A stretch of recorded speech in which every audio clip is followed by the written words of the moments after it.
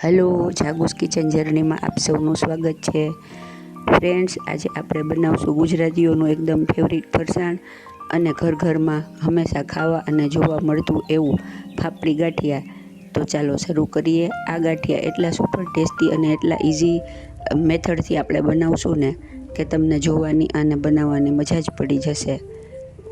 સૌ પ્રથમ આપણે આના માટે એક પહેલાં ગમે તે વાસણ લેશું. મેં અત્યારે એક કળશો લીધો છે. તેમાં આપણે અડધો કપ તેલ અને અડધો કપ પાણી લેવાનું છે. બંનેનું માપ એક સરખું રાખવાનું છે અને તેને આપણે બ્લેન્ડરથી મિક્સ કરી લેશું અને તેલ ને પાણી એકદમ એકસાથે મિક્સ થઈ જશે. હવે તે જ કપના માપથી 2-2.5 કપ જેટલો મેં ચણાનો લોટ લીધો છે.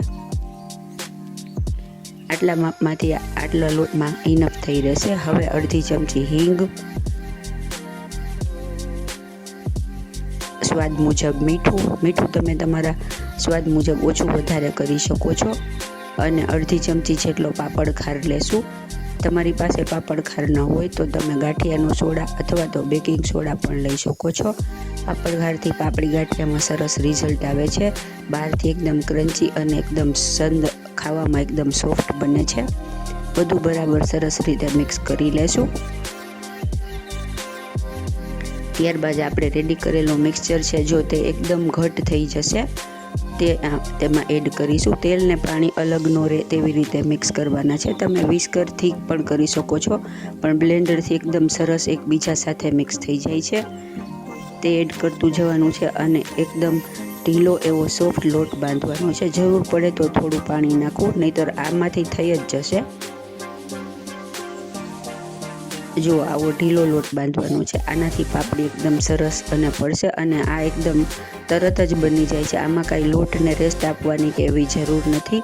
હવે આપણે પાપડી ગાંઠિયાનો જે જારો આવી રીતે આવે છે તે લેશું અને તેને તેલથી ગ્રીસ કરી લેશું. ત્યારબાદ તેલ આપણે પહેલાં જ ગરમ કરવા મૂકી દીધું છે. હવે તેના ઉપર આપણે જારો મૂકી દેશું.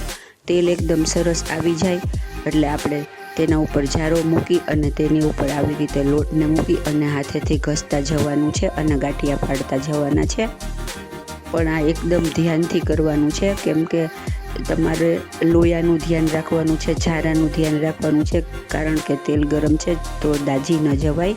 એકદમ ધ્યાનથી કરવું. જ્યારે તમે ગાંઠિયા પાડતા હોય ત્યારે ગેસની ફ્લેમ ધીમી કરી નાખવી, જેથી હાથ ઉપર ગરમ ન લાગે અને પછી ગેસ ફાસ્ટ કરી દેવો. આવી રીતે પછી જારાને સેજ ઠપકારવો એટલે બધા ગાંઠિયા નીચે તેલમાં પડી જશે. ફ્રેન્ડ્સ, જો તમે મારી ચેનલ પર નવા હો તો મારી ચેનલને સબસ્ક્રાઈબ જરૂરથી કરજો અને બાજુમાં રહેલ ઘંટડી દબાવી દેજો, જેથી મારી નવી રેસીપીનું નોટિફિકેશન સૌથી પહેલાં તમને મળે. હું હમણાંથી બહુ ઓછા રેસીપી બનાવી શકું છું, કેમ કે મારી તબિયત બરાબર રહેતી નથી. પણ મને આશા છે કે તમે મને પહેલાં જેવો જ સપોર્ટ કરશો, તો મારી ચેનલને વધુમાં વધુ શેર કરી મને સપોર્ટ કરજો. હવે આપણે તેલમાં ગાંઠિયાને થોડીક વાર આવી રીતે ફેરવતા જવાનું છે, જેથી આપણા ગાંઠિયા સરસ રીતે ચડી જશે. આ 2 થી 3 મિનિટમાં જ ચડી જાય છે, કેમ કે એકદમ પતલા હોય છે. હવે આપણે તેને કાઢી લેશું.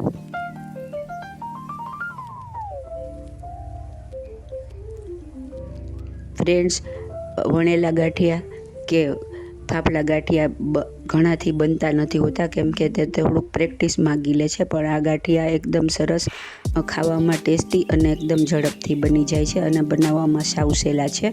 અને હા, તમારી પાસે જારો ન હોય તો જે આપણે સંચો આવે છે સેવ પાડવાનો, તેની અંદર પણ આવી રીતે કાપાવાળી એક બ્લેડ આવે છે, તેમાં પણ તમે પાપડી ગાંઠિયા પાડી શકો છો. આપણે આની પહેલાં તેનો વિડીયો મૂકેલો છે, તેની લિંક મેં ડિસ્ક્રિપ્શન બોક્સમાં આપેલી છે, તો તમે જોઈ લેજો.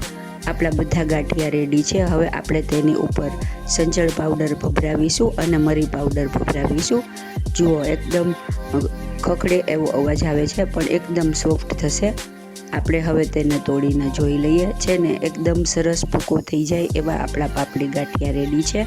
તો તમે પણ આ તહેવારની સિઝન હવે ચાલુ થઈ ગઈ છે તો ચોક્કસથી બનાવજો. હવે આપણે તેને સર્વ કરીશું. આ ગાંઠિયા કોફી અથવા ચા સાથે ખૂબ જ સરસ લાગે છે અને તેને તમે ઘણા બધા દિવસ સ્ટોર પણ કરી શકો છો. એટલે તમે ગમે ત્યારે ડબ્બો ભરીને બનાવ્યા હોય તો ખાઈ પણ શકો છો. છે ને એકદમ જોરદાર, દેખાવમાં એકદમ જોરદાર અને ખાવામાં એકદમ મજેદાર એવા આપણા પાપડી ગાંઠિયા રેડી છે. તો તમે પણ ચોક્કસથી બનાવજો અને મારી રેસીપી તમને કેવી લાગી તે કોમેન્ટ બોક્સમાં જરૂરથી જણાવજો. ફ્રેન્ડ્સ, જો તમને મારી રેસીપી પસંદ આવી હોય તો મારી ચેનલને લાઇક, શેર અને સબસ્ક્રાઈબ જરૂરથી કરજો. ધન્યવાદ.